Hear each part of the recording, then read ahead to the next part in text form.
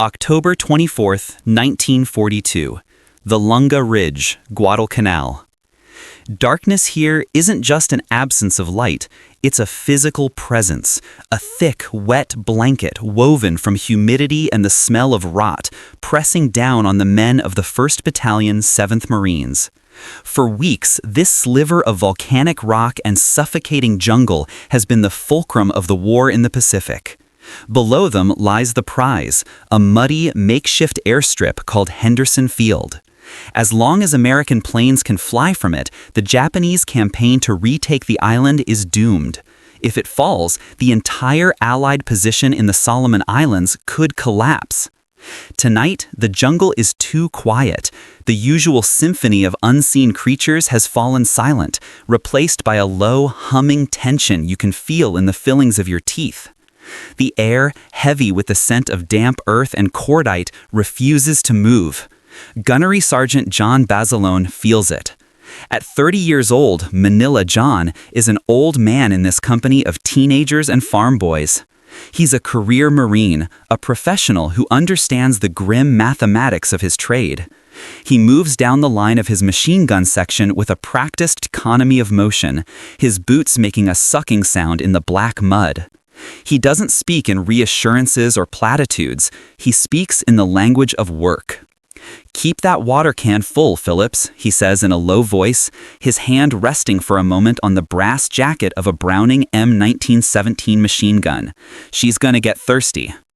Corporal Nash Phillips just nods, his knuckles white as he grips the spade handles of the heavy, water-cooled weapon. The M1917 is a relic of the Great War, a 98-pound beast of steel and brass, but it is reliable. Fed by a cloth belt of .30 caliber ammunition, it can spit fire at 500 rounds per minute, a scythe that can mow down men like grass.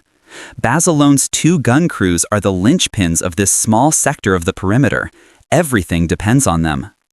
He checks the fields of fire, scraped out of the jungle with bayonets and K-bar knives. Tangled vines and triple canopy jungle press in from all sides, a perfect curtain for an enemy that moves like ghosts. Every shadow seems to hold a threat. A snapping twig could be a wild pig, or it could be a Japanese scout. A rustle in the leaves could be the wind, or it could be the start of an attack that will kill them all. The waiting is its own form of torture. It grinds a man down, stretches his nerves until they are thin, brittle wires. You start to see things that aren't there. You hear whispers in the sibilant hiss of the insects. Then a sound cuts through the night. Not a whisper. A clear, metallic click from somewhere deep in the blackness ahead. Then another. It's the sound of a bayonet being fixed to a rifle. It's a signal. The insects stop their chirping. The air goes still. Every man on the line freezes, his breath catching in his throat. John Basilone slowly brings his field glasses to his eyes, peering into an impenetrable wall of vegetation. He sees nothing, but he knows. They are out there, hundreds of them. The men of Colonel Masanobu Tsuji's Sendai Division, hardened veterans of the war in China, are preparing to charge. They believe their spirit, their Yamato Damashi, will shatter the American line. A single, eerie green flare arcs high into the sky, casting the jungle in a sickly, spectral light. For a brief, terrifying second, the shadows leap and dance, revealing fleeting glimpses of movement. An army is materializing from the trees. And then, from 1,000 throats at once, comes the sound. It is a terrifying, rising cry, a tidal wave of human voices screaming a single word. Banzai! The scream hits the Marine line like a physical blow. It's not a battle cry of hope. It's a sound of furious, absolute commitment. A promise of death given and received. For the young Marines in their foxholes, many of whom have never been in combat before, the sound is paralyzing. It is the sound of the abyss opening up. But for Gunnery Sergeant John Basilone, it is a switch being flipped. The waiting is over. The work has begun. "Open fire!" he roars, his voice cutting through the rising panic. The two M1917 Browning machine guns erupt in unison. Their deafening, rhythmic hammering, chug, chug, chug, chug, chug, shatters the night. Red tracers slice through the darkness, reaching out like fiery fingers into the jungle.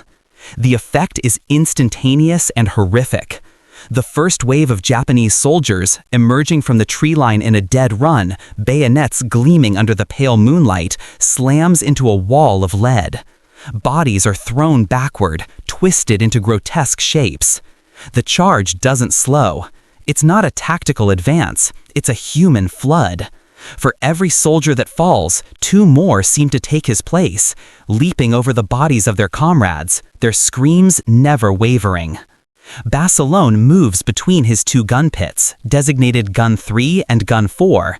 He is not a distant commander. He is a mechanic of violence, a master of his craft. He shoves a fresh belt of ammunition into the feed tray of one gun while screaming corrections to the other. "Traverse left, left, they're in the gully." The air grows thick with the smell of burnt gunpowder, hot metal, and blood. Steam billows from the water jackets of the machine guns as the barrels heat to incredible temperatures. The Japanese mortars start to fall. They land with a sickening crump, sending geysers of mud and steel shrapnel flying in every direction. A round lands near Gun 3. The gun goes silent.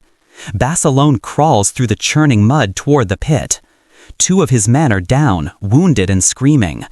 The gunner, a private barely 18 years old, is dead, slumped over the weapon. The gun is jammed, a ruptured cartridge stuck in the chamber. The flank is now wide open. The Japanese soldiers, seeing the gap, begin to exploit it, pouring toward the silenced gun. Panic begins to set in along the line. Rifle fire becomes sporadic, desperate. More men are falling. Basilone knows that if that gun pit is overrun, the enemy will be behind them. The entire position will fold in on itself. He grabs the dead private, pulling him away from the gun with a grunt, his hands immediately finding the cool steel of the receiver.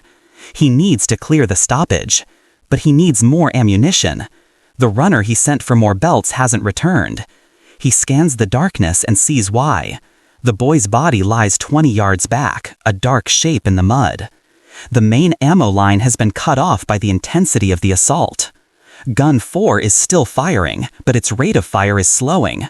Corporal Phillips is firing in shorter, more controlled bursts, conserving what little ammunition he has left. He's screaming for more belts.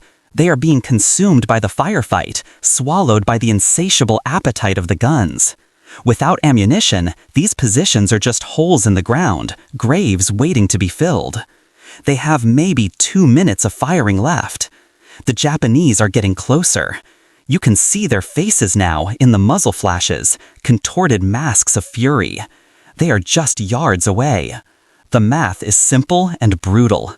The line is about to break. Military doctrine has a procedure for this situation. It's called a tactical withdrawal. You fall back to a secondary position, consolidate your forces, and try to stabilize the line. But John Basilone is not looking at a tactical map. He is looking at the faces of his men, what's left of them. He sees their fear. He knows that if they try to pull back now, they will be cut down from behind. There is no retreat. There is only this ridge, and holding it requires ammunition. He makes a decision that defies all logic, all instinct for self-preservation. He is not going to wait for ammo to come to him. He is going to get it himself. Without a word, he vaults over the back of the gun pit and begins to run, not away from the fighting, but parallel to it, heading back towards the battalion's main supply dump, 100 yards away through a storm of fire and steel. The world dissolves into a blur of chaos. The ground under his feet kicks up as Japanese machine gunners spot his movement. The air buzzes and snaps around his head, the sound of bullets passing so close they tear the air apart. He doesn't run straight. He weaves, he ducks, he uses the craters blasted by mortars as momentary cover, his lungs burning, his heart hammering against his ribs. You can't imagine what this is like. It is a sprint through a landscape designed exclusively for killing. Every shadow could hide a soldier with a bayonet. Every tree could conceal a sniper. The air is alive with shrapnel, a metallic rain that can tear a man to pieces. To the Japanese soldiers flooding the ridge, he is a single, fleeting target in a maelstrom. To the few Marines who see him go, it looks like suicide. No one can survive that run. But Basilone does. He reaches the supply point, a chaotic scene of wounded men and frantic ammunition handlers. He doesn't wait for permission. He's a gunnery sergeant, and his men are dying. He grabs 2 heavy green metal cans of .30 caliber ammunition, each weighing nearly 30 pounds. He hoists one onto each shoulder, the sharp metal edges digging into his flesh. His legs scream in protest. The combined weight is immense, a staggering burden for a man already exhausted. And now he has to run back. The return journey is slower, more agonizing. He is a bigger, clumsier target. He can't weave and duck as effectively. He can only put one foot in front of the other, leaning into the weight, his entire world narrowed to the single, desperate purpose of getting this ammunition to Gun 4. A mortar explodes nearby, throwing him to the ground. He lands hard, the ammo cans crashing down on him, knocking the wind from his lungs. For a moment, he lies there, his ears ringing, the taste of mud and blood in his mouth. He can feel the ground shaking from the footfalls of the charging enemy. He knows he is just seconds from being overrun. But the thought of his men, of Corporal Phillips fighting alone with a gun that is about to fall silent, forces him back to his feet. He shoulders the cans again and stumbles forward. He reaches Gun 4 and all but collapses into the pit, dropping the cans at Phillips' feet. Phillips stares at him, his face a mask of disbelief and awe. He immediately begins feeding a fresh belt into the weapon. The Browning roars back to life with its old steady rhythm, cutting down a group of Japanese soldiers who were just about to swarm the position. Basilone doesn't rest. He grabs his Colt .45 pistol and turns his attention back to the silent, broken gun pit nearby. The Japanese are already in it. He can hear them talking, shouting orders. He has brought ammunition back to one gun, but the other is now in enemy hands. The breach in his line is no longer a gap. It's a foothold. John Basilone doesn't hesitate. He crawls out of Gun 4's pit, staying low, mud caking his uniform. He is no longer just a section leader. He is an assault force of one. He moves with a cold, focused rage toward the captured gun pit. 2 Japanese soldiers are trying to turn the captured M1917 around to fire on the Marine positions. They are clumsy with the American weapon, struggling with its mechanism. A third is setting up a light machine gun. Basilone has the element of surprise. He rises up at the edge of the pit, his .45 automatic gripped in his right hand. The pistol bucks and roars. The first Japanese soldier, the one wrestling with the Browning, looks up in shock, a red hole appearing in his chest. The second turns, raising his rifle, but Basilone's next shot catches him in the throat. The third soldier drops his machine gun and lunges forward with a bayonet, screaming. There's no time to aim. Basilone swings the heavy .45 like a club, cracking it against the man's skull.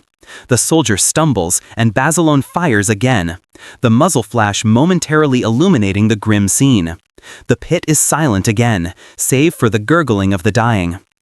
He is alone, surrounded by the bodies of his own men and the enemy he just killed. The Browning is still jammed. He goes to work. His hands, slick with mud and blood, move with a familiarity born of endless hours of training. He forces the action open, pries out the ruptured cartridge with the tip of his K-bar knife, and checks the chamber. It's clear. He pulls a fresh belt of ammunition from the side of the pit, one that the original crew never had a chance to use, and feeds it into the gun. He swivels the heavy weapon back toward the jungle and presses the trigger. It works. The gun hammers away, stitching a line of death across the advancing Japanese ranks. Corporal Phillips sees what's happening. Realizing Basilone is now fighting alone, he and another Marine, Private First Class J.P. Morgan, make their own desperate dash, carrying what ammo they can spare, and dive into the pit with their sergeant. The 2-man army is born. For the next several hours, they fight from that single position, a tiny island of resistance against an ocean of enemies. The battle becomes a surreal, hellish routine. One man fires the gun, traversing back and forth, mowing down attackers. The other 2 feed it, clearing jams and throwing grenades into the clusters of soldiers who get too close. The M1917 was never designed for this volume of continuous fire. The water in its cooling jacket boils away, venting as thick clouds of steam. The barrel begins to glow a dull cherry red in the darkness. Then it turns bright orange. The heat is so intense it begins to cook the paint off the jacket. When the gun jams from the extreme temperature, Basilone doesn't have time to let it cool. He wraps his field jacket around his hands and forearms and forces the mechanism, searing his flesh. When the jacket is gone, he uses his bare hands, ignoring the blistering pain as his skin sizzles against the scorching metal. He is beyond pain, beyond fear. He is a machine, servicing a machine. Finally, the inevitable happens. The last belt of ammunition runs dry. The chugging of the Browning is replaced by a terrifying, echoing silence. The charging Japanese soldiers, sensing victory, surge forward again. This is the end. There is no more running, no more ammunition. But there is still the fight. Basilone draws his .45 again. Phillips and Morgan do the same. They fire their pistols until the slides lock back on empty chambers. They throw their last grenades. The enemy is now at the lip of the foxhole, bayonets lunging down into the dark. It becomes a primitive, brutal brawl. They fight with pistol butts, with knives, with entrenching tools, and with their bare, burned hands. They are no longer Marines with firearms. They are cornered animals, fighting with the last ounce of their strength for one more second of life. The final assault is a chaotic, close-quarters nightmare. It's a clash of steel, the grunt of exertion, the wet, ugly sound of blades finding flesh. John Basilone, his hands raw and burned, his uniform torn, fights like a man possessed. He parries a bayonet thrust with the barrel of the now useless machine gun, the impact jarring his entire body. He smashes the stock of a discarded rifle into the face of another attacker. Beside him, Phillips and Morgan are a whirlwind of desperate violence, holding their tiny patch of ground. They are exhausted to the point of collapse, running on nothing but pure adrenaline and the primal refusal to die. The Japanese soldiers, who have been attacking for hours, are also at the limits of their endurance. They have thrown themselves against this one strong point again and again, and it has bled them white. This final ragged charge falters. The men at the front are cut down, and the men behind them, seeing the impossible ferocity of the defenders, hesitate for the first time all night. That hesitation is fatal. The momentum is lost. The wave breaks. The survivors melt back into the shadows of the jungle, leaving their dead behind. And then, silence. A profound, ringing silence that is more deafening than the hours of constant gunfire. The battle is over. As the first faint, gray light of dawn begins to filter through the jungle canopy, it reveals a scene of almost unimaginable horror.